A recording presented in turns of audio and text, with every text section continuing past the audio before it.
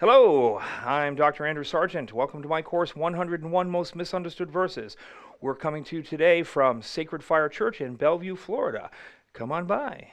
In the giving of the tassel, it's big language, it's big talk, and it's directly connected to specific texts. So like that, to be God to you, this significance of the garment hem in the ancient world, it is significant. And so let's look a little bit at that. So the significance of the garment hem appears to go back to the early development of Semitic religion, where sacrificial skins were the distinctive garments of both God and worshiper. All right, so this guy named W. Robertson Smith, where the animal that was made a sacrificial beast by being sacrificed to the god, association with that animal in eating it, brings a connection between you and the god, and brings the divine life and protection of the god to the worshiper. So it's like there's the god and there's me, and we have the sacrificial animal. I might take the blood of the animal and I smear it on the god, and I maybe take the blood of the animal, smear it on myself, and I take the horns of the animal and I put it on the head of the god. Gods are often portrayed as wearing horns, and one of the reasons they did it is because it was the symbol of the sacrificial beast. I take the fat of the animal and I burn it to the god, and I take the meat of the animal and I eat it, and that which is in me is and that which is in you, and we are made one. It's a unification with the god and the sharing of the meal. I take the meal, you eat some, and I eat some, and he gets some. We burn some and we eat others, and then I take the skin of that beast and I make it into a garment and I wear it. And thus I'm wearing the divine protection. I'm wearing the union. I'm wearing the bond as myself. So what's going to happen is, when we get to colors, if I take the hair, i.e. wool, of the animal that's been sacrificed, bind it into a cloth, and then dye it into the colors of sacrifice, and wear it, I'm doing the exact same thing. It becomes a symbol of my own God, my relationship with my God, the protective power of my God. These garments are going to become the beginning of what is later going to become this garment hem, this concept of this hem. It grows, like things grow. And just like we can use phrases today that people don't know the origins of the phrase, they don't even know what it means. So I'm curious with the young people, if you talk about dropping a dime on somebody or diming somebody out, my kids know that means, well, they know the whole thing now, but at one point I realized that they didn't actually know what that meant because they never used payphones. And when they did, they would have been a quarter. Yeah.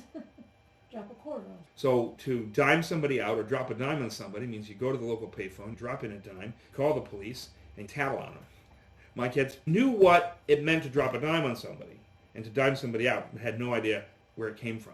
By the time we get to the Israelites, there are going to be things they do that have a long history, a long life. They do not necessarily consciously know that what I'm doing here is connected to this thing thousands of years ago, and more than we do. But it simply has that meaning. Right? So I'm going to talk about what it means, where it came from, which is what we're doing now. But we just want to recognize why the hem. Like I can tell you, the hem is a mystical / symbolic extension of the essence of the worshiper in relationship to his God and society. I'll just tell you that. That's a fact. Now why? Here we're talking why. Okay. It starts with this concept of the sacrificial animal and what you do with every single part of the sacrificial animal. Part of which goes to the God, part of which goes to me, and part of which goes to those that I'm in covenant relationship with, sitting down at a dining table. So our relationship with the divine through the sacrificial animal in every single way is important. From taking the hair of the sacrificial animal, the skins of goats, the hair of goats, the wool of sheep, and the blood and the fat and the meat and the horns and everything else, and then mixing it all up. I'm wearing some, you're wearing some, I'm eating some, you're eating some, I smoke it up to you. I'm taking blood and smearing it on you, I'm taking blood and I'm putting them up. You're in the tabernacle and you're putting blood on earlobes and sprinkling blood here, and we're all like, oh, that's gross, that must have reeked. Oh, that must have smelled so bad. I hope they wash that away later. It must have been atrocious. I really think if I was in the ancient world, I'd have to just bring a puke bucket with me everywhere I went. So we want to start there. So the worshiper dresses himself in a similar fashion to his god. So he's got a god, and he makes garments for the god, whether he's big or little. We always think huge, but a lot of times they're just very little. They make little outfits for them, and they make hems, little ornates. And so we're going to talk about the hems of the garments become almost like family crests. Well, it has to do with your god and what he's wearing. So you're wearing what he's wearing. You're imitating his clothes. And so you're absorbing power and sanctity from the contact. He insists that these garments were more than just protection from the elements. They're a means of acquiring divine protection, absorbing the life energy from the animal and becoming kin to his victim and to the god through it. Seems weird to us. God is frequently pictured as having horned hats. Gods they're pictured having the horned hats. And biblical poetry speaks often of the horns of Yahweh, which are also the symbol of the power of the ox. We have that guy in Kings that takes the horns and gorge. Oh, so shall you gore your enemies, the power of the ox. All right, they're symbols of incredible power. The gods who receive the fat and the blood of the sacrificial animal wear the skull cap with the horns on themselves. It's awesome. All right. So in the Roman festival of Lupercalia, which becomes Valentine's Day. Oh. Really? The Lupercalia was a festival that the Romans had in the city of Rome on the day that they believed that the birds began to mate. So if all the birds begin to mate on this day, they have a festival to celebrate it. It means it's a day of power and fertility. And we, in our world, are on a path to having 50% of the women in America childless, and to think that if we forego children and just enjoy ourselves and don't waste our time spending our emotional energy or our finances on a bunch of little fun wreckers, but instead spill their blood out in abortion clinics, or prevent them from ever becoming a living being through all the chemicals that we put into our systems, that somehow we're experiencing true life. But for them, they were very much connected to the world. They were connected to agriculture. A lot of children were farmhands. They were safety and protection. A lot of children would die in youth, and so you needed to have many children. Somebody had to be there to take care of you when you were too old to walk down the street and could no longer fend for yourselves, and somebody had to be there to take care of you or you just died. And so it's this high day of fertility. These women want to have children. They want sons that will take care of them in their old age. And even if their husbands betray them, sons will take care of mama. They want to have that. And so they're seeking it. They sacrifice dogs and goats. They cut them into strips and whips, and they weave them. They dry them over fire, all in one day. Oh my goodness. And these are meant to be magic. Then they will run a naked foot race. No way. Yes, back to the city. The women will strip themselves naked or partially naked in the streets as these naked runners with their magical little sacrificial skin whips are running through the streets.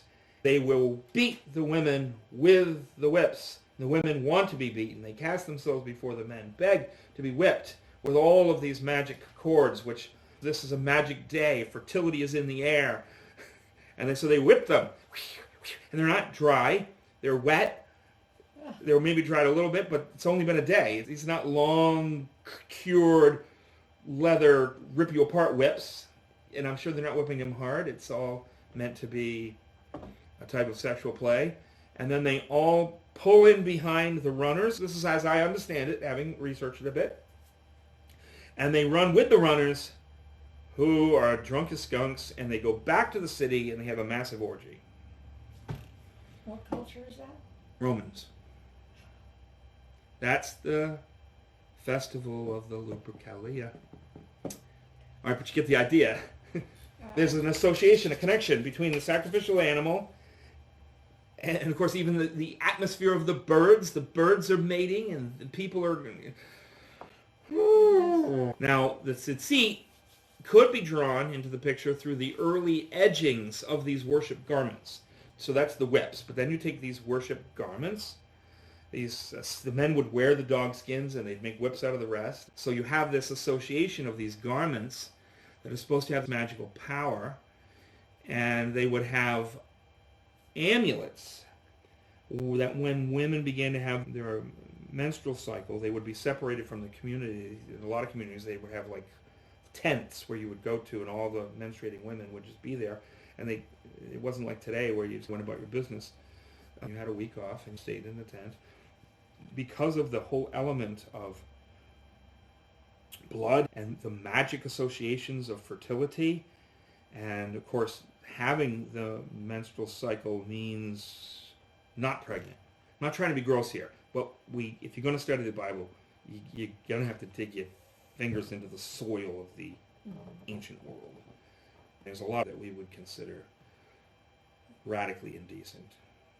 And I'm not saying it's not indecent, but they're less worried about the natural things.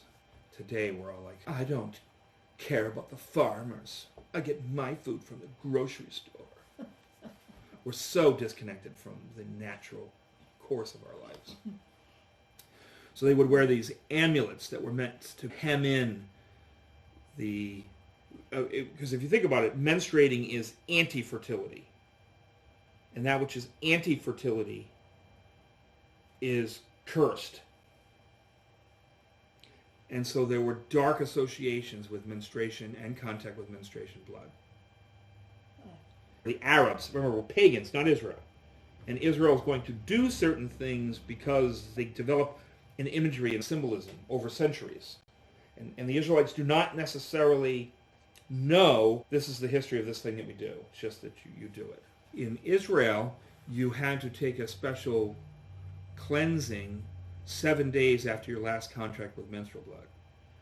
Menstruation is anti-fertility. 7 days after your last contact with menstrual blood, to do a cleansing of yourself, you are now ovulating. And just like the birds are mating, and we're in this atmosphere, we're in the atmosphere of ovulation, fertility is ready. They loved fertility and having children and seeking to get pregnant. It was life. And instead of death, menstruation meant, whoops, didn't happen for you. Right. So they would take these special garments made from these sacrificial animals, slash them into thongs, and tie magic amulets on them. And it was supposed to protect the people around them, almost like putting a magical fence around their waists.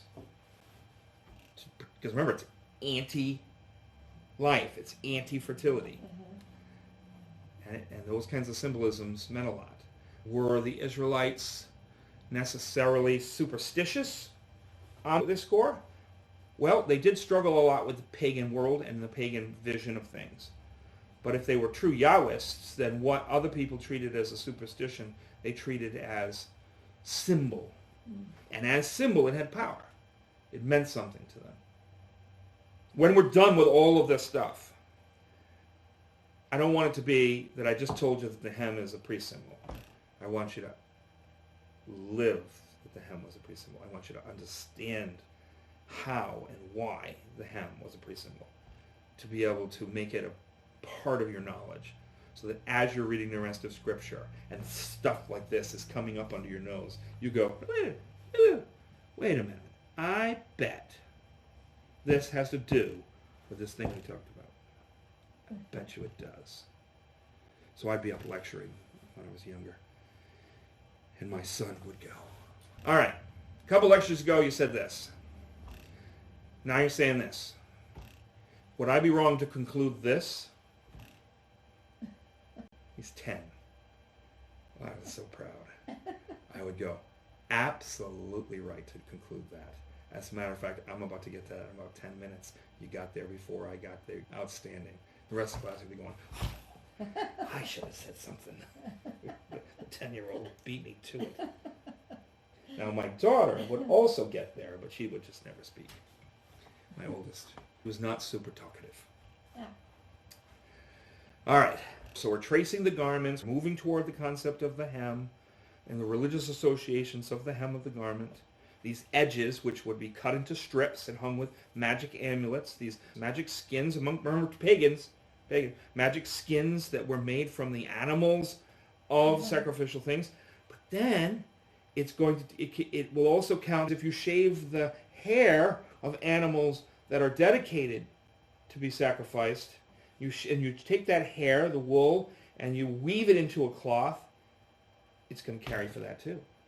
Not just the skin, but the hair, the wool from that animal to be sacrificed to the god. Even when they made drums, the drums were made from the skins of sacrificial animals. They would play these drums, literally making music with the skins of the animals sacrificed to the god. In their worship, they beat those skins to create music deemed to have magical influence. Everybody recognized that music calms the savage beast. They knew that there was something special about music. They understood that singing, song, and lyric had more power. In both Sumerian and Babylonian documents, there appears a garment called the sisitu. Well, I haven't practiced saying that word in a long time. It's a Babylonian sacred garment. It's one of these garments made from a sacrificial animal. According to Stevens, who was writing around the turn of the century, 1800s into the 1900s, the term is applied to the significant portion of this garment. It's applied to the hem, and at times any tassels that were on the hem. So the sisitsku is the word for this hem, which is made from sacrificial animals, from the hair of sacrificial animals, and is going to be colored to imitate the blood of sacrificial animals. You got to remember that it travels over time. So what starts here, in terms of this, sometimes the things that we do, when you actually look at their origins, I don't think it disqualifies what we're doing, but it can just be interesting in the train. Like, why do we have a best man and maids of honor? A lot of it has to do with the messiness of marriages in the ancient world. And the kinds of terrible things that happened at weddings when a jealous suitor who got beat out shows up to kill the groom. Right. And so we have all kinds of stuff. Why are we throwing this bouquet?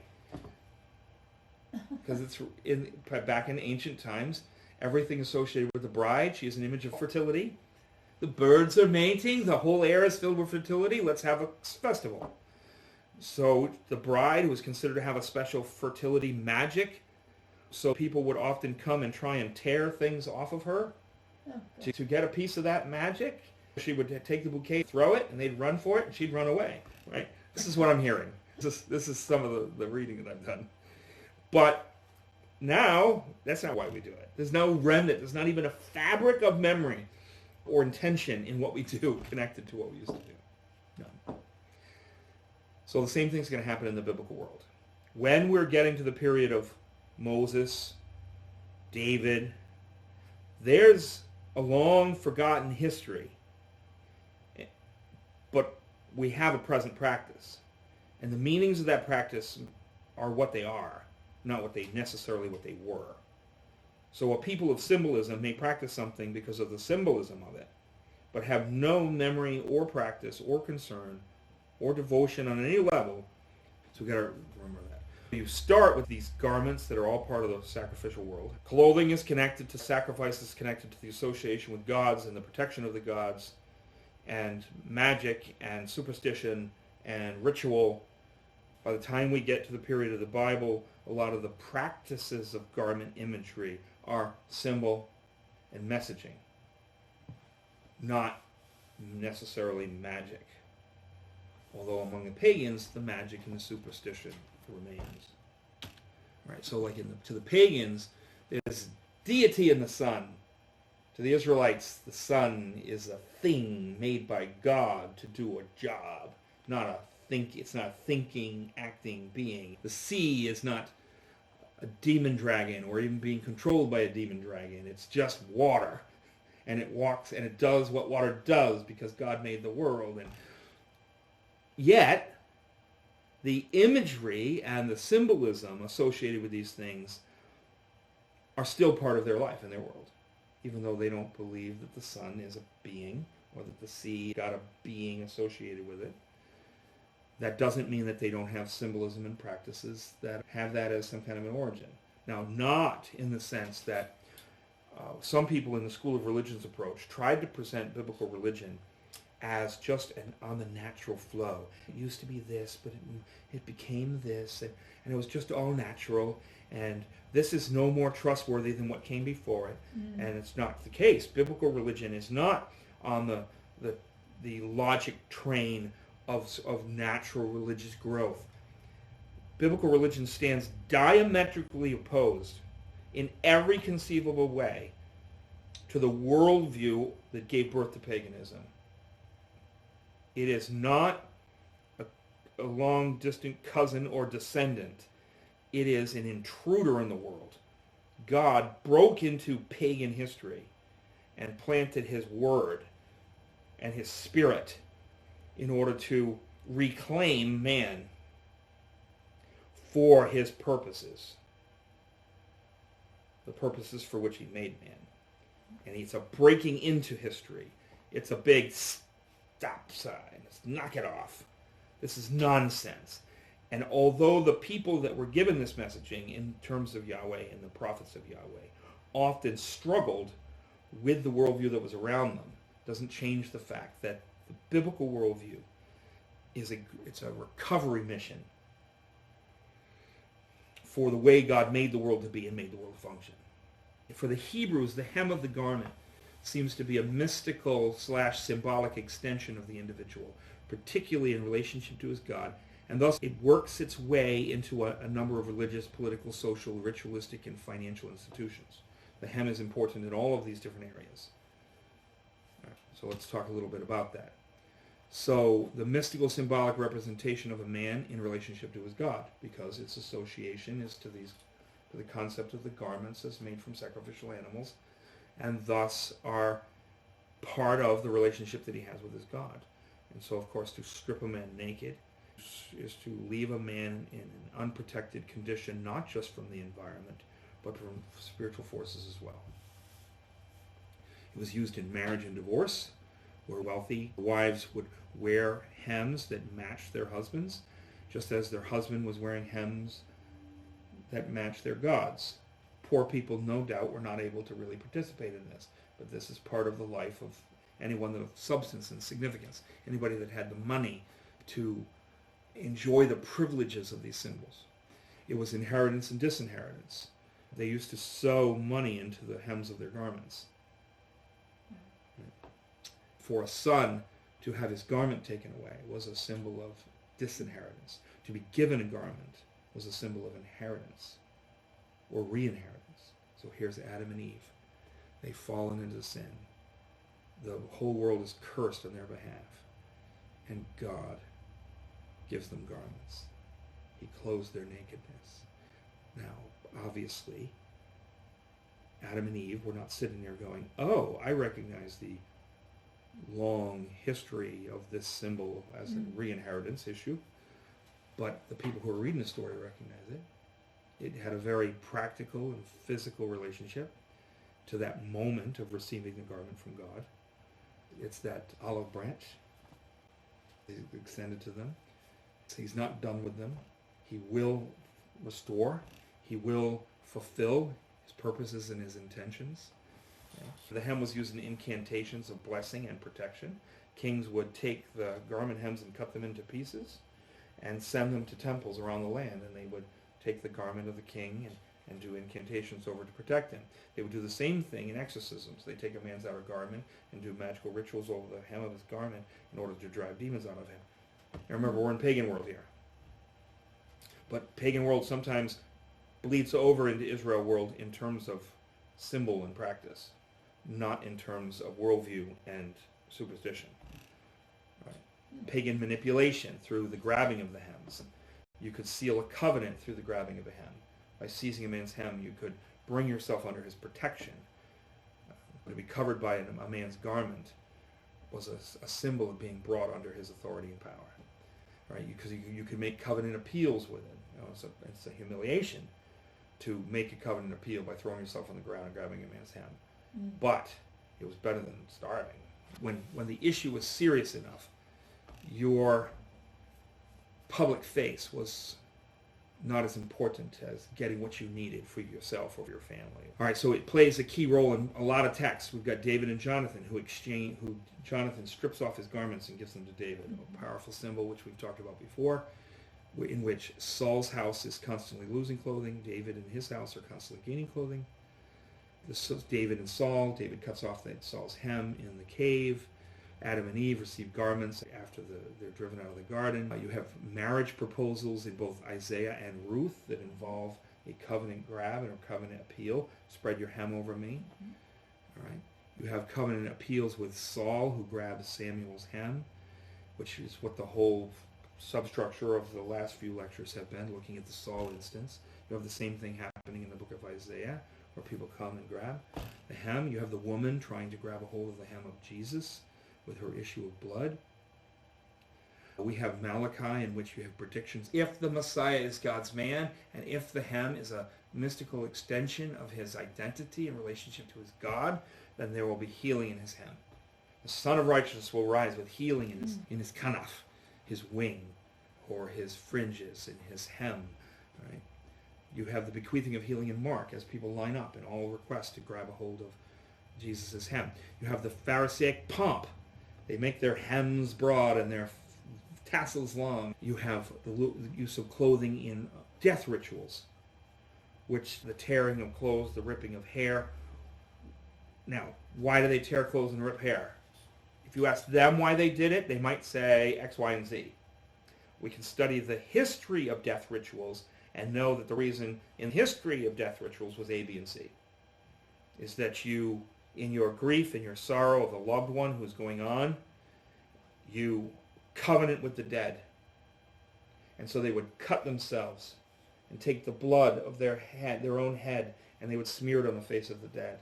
They would weep and they would wail, and they'd take hair from the dead, and they'd rip hair from their own head and leave it with the dead. In some places they eat little pieces of it, be that as it may. Okay, but it's this association. Remember, that which is in you is in me. So if you are in me, literally, I take a little piece of you and I put it inside me and make it part of me. I wear your hair. Right now they get the people where they take the hair of the dead and they make chains out of it and other kinds of things. Yeah. It's this covenantal association and connection with the dead. That, but really, is this so terrible? It's gross, but you can understand. If my wife passed, I would give her rings to her children. Sure. But might I not also put them on a chain and wear them around my neck? Good. A lot of people do. There's all kinds of things that we do that are just a little more We don't take a sanitized. part of the body. You don't, but we do a thing with the hair. They've got this thing where they're taking people's ashes and turning them into, having them pressed into a diamond and made into a piece of jewelry. So we're literally wearing their corpse. Not me. I love you, honey, but I ain't wearing your corpse. All right. You get the idea. Yeah. You even have in some violent societies where people will wear necklaces of the ears of the people that they've slaughtered. In cannibalistic societies, they're not just eating people because they need meat. They eat their victims because they take their victims' power from them and believe themselves to be filled with the spirit force and energy force of the people that they have slaughtered. This is not so. Hems become a part of this. Now we actually have in the Iliad a similar thing to David and Jonathan's armor exchange, in which two friends meet on opposite sides of a battle, each fighting for the other side, and they embrace, they drop their weapons, they hug, and they each exchange armor and weapons. And whatever may happen to the others at the hands of the other soldiers, it is known and declared right there in the middle of the battle that they will never attack one another. This is a very big deal. When Jonathan gives his armor to David, A lot of people are seeing that he is actually giving David his heart and his soul and his intention, that it is David who will sit on the throne and not he himself. Jonathan actually says this later. Someday you'll be on the throne and I'll serve you at your right hand. I'll serve you. I'll be with you. That really is not going to work. It's unfortunate for Jonathan. It won't work. Jonathan's going to die with his father in the end. All right. So this garment, this Babylonian Sisiktu garment, was grasped when making petitions from men and gods. The act of a lesser to a greater. So in order to grab somebody's hem, you have to acknowledge yourself as the lesser. People with any kind of dignity were not ready to throw themselves on the ground and grab somebody's hem. It really is a position of humiliation and probably prevents it from being too manipulative. It can be an act of great manipulation. Saul is definitely manipulating Samuel when he throws himself on the ground and grabs his hand, as the king, bringing himself below the prophet in order to get something out of the prophet. All right. So there is an element of coercion. And some people think, no, because it's a lesser to a greater. You think a servant can't manipulate a master? Well, servants manipulate masters all the time. You can use your position as an inferior. That's what paganism is. To take the power of gods who are greater than you are, and through the manner of your supplication and submission to them, to turn their power to fulfill your will. It's the very essence of paganism. So it's not out of consideration that the grabbing of hems can be as much of an act of manipulation as it is an act of worship and necessity. All right, so this guy by the name of Calavitio, who has written a magnificent book on frozen formulas for covenants. So like we have form letters from lawyers. We have phrases that we can use that automatically put you in a certain state of mind. Like, dearly beloved, we are gathered here today. Well, we're at a wedding. I, Andrew D. Sargent, being of sound mind, I'm in a will. I know it. So you have these kind of like these automatic actions that you perform that puts you in the mind and the frame of covenant making and the like. So he's written an entire book on these frozen formulas. One of his big frozen formulas is grabbing the hem of the garment as an act of covenant, to bring yourself and to underneath a person's authority and power in order to seek the protection that being under their authority and power affords you. So Ruth is going to go and she's going to fold back the hem of his garment. He's sleeping under his outer garment as a blanket. She folds it back, exposes his feet, get cold. He wakes up like, it's pitch black. He answers, someone there? Well, someone there? She announces who she is and she says, spread your hem over me. For you are the Goel, the near relative, the one responsible for redeeming my life and the life of my ex-husband through the bearing of a child that will carry his name and inherit his property. I just paraphrase that, but that's essentially what it means. And he goes, ow, rats, this is a guy that's closer than me. But don't worry, I'll take care of this. I'll make it true. Now then he's going to fill her garment. And this idea of the holding out of the garment, that's a big deal too. You hold out the garment and you seize the hem of your own garment and you fill it with stuff, and he loads her up with all this stuff in the garment that she then carries.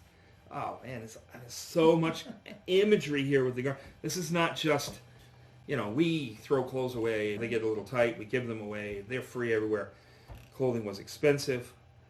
Clothing had a vitality to it that was beyond its practical function to protect and to warm.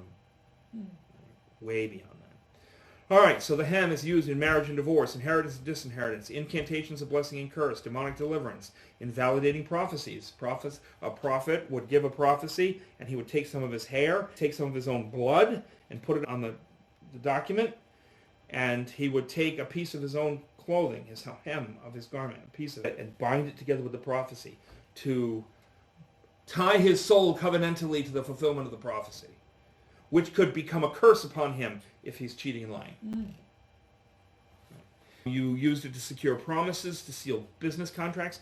So because your hem was often like a family crest, you could take that hem, which screamed to everybody in the community, that's so-and-so's hem, and you could press it into a clay tablet. We have the tablets where a person is making this agreement. I've taken 132 sheep. I promise to return 140 sheep in such and so many years. Blah, blah, blah. And then he takes it and he puts it with his seal. Then he also presses his hem. So if you're doing the seal, why the hem? Because the hem takes the contract and raises it to the level of a covenant. So hems were different. We're going to see some pictures of them in a minute. And they all have the same kind of elements in them. Like crests all have the same types of stuff in them. There's going to be a pattern, and that pattern screams to people, that's so-and-so's. That belongs to this person. That belongs to that person. It's specific to you, but it's bound to your relationship with your God, so it becomes covenantal. Right? So they use it in marriage proposals, dowry securities, and property sales. Right?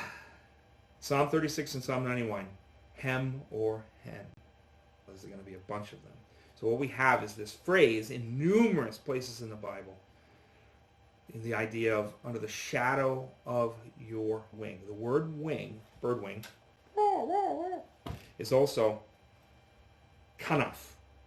Kanaf is edging. It's the hem. The hems were often ornate.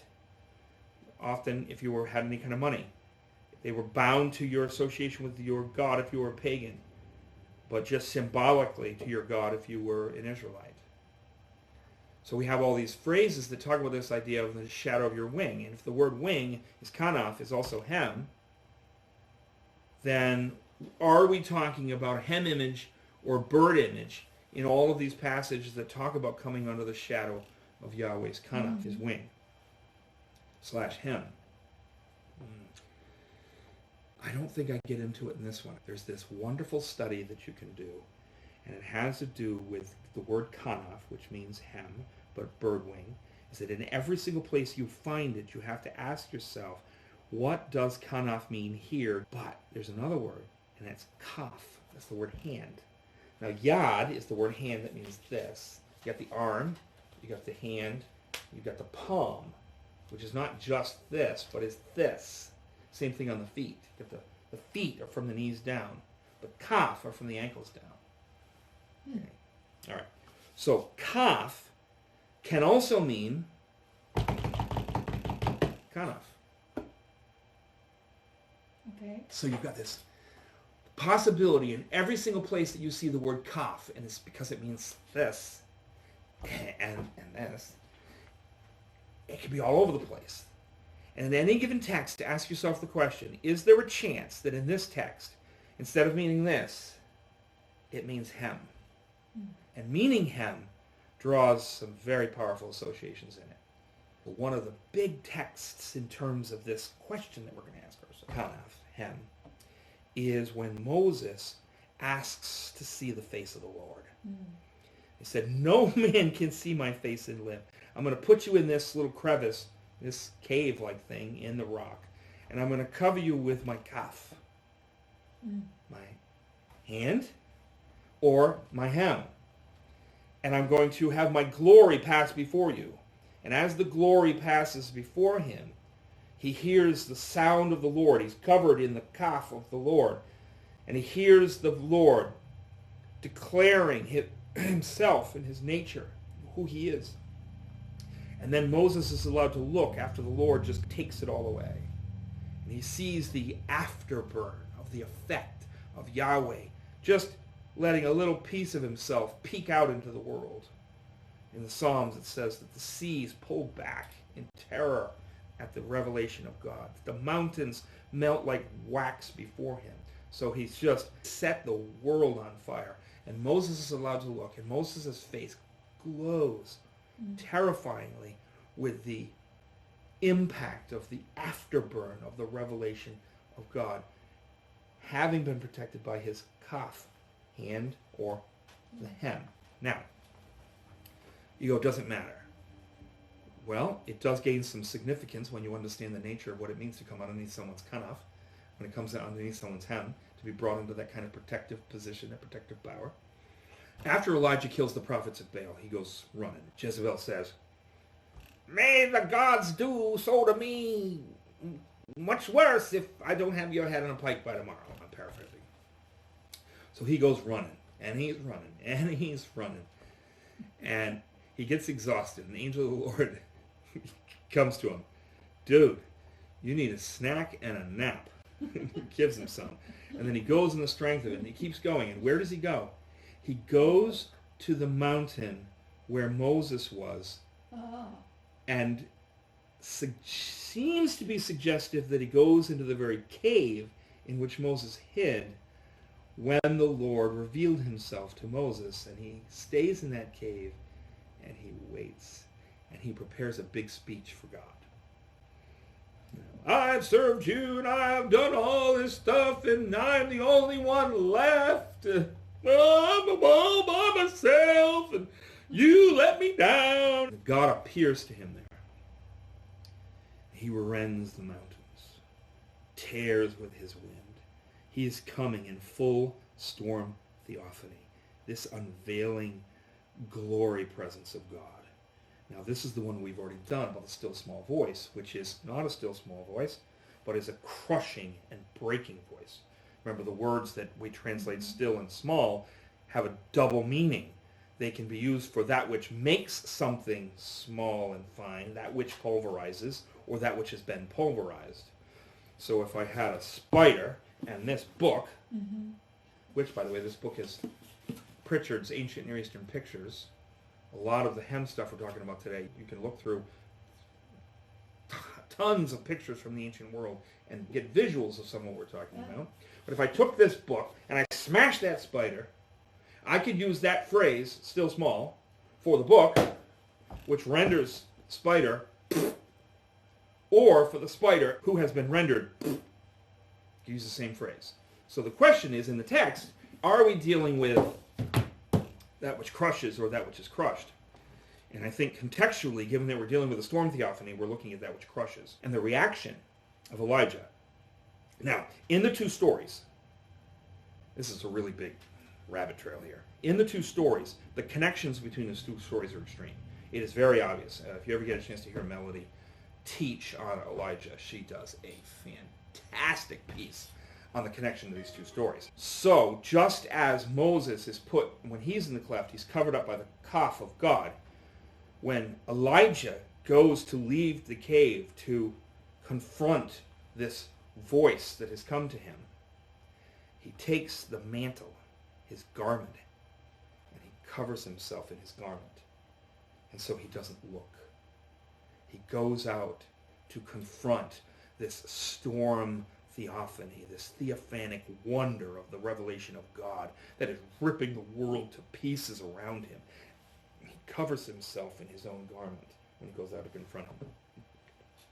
So, with all the associations and connections between these two stories, which are not accidental, we find this thing with the kaf and the mantle. If you like what you're hearing today, please subscribe below, and don't forget to share it on as many platforms as you can, and tell your friends to watch. Thank you.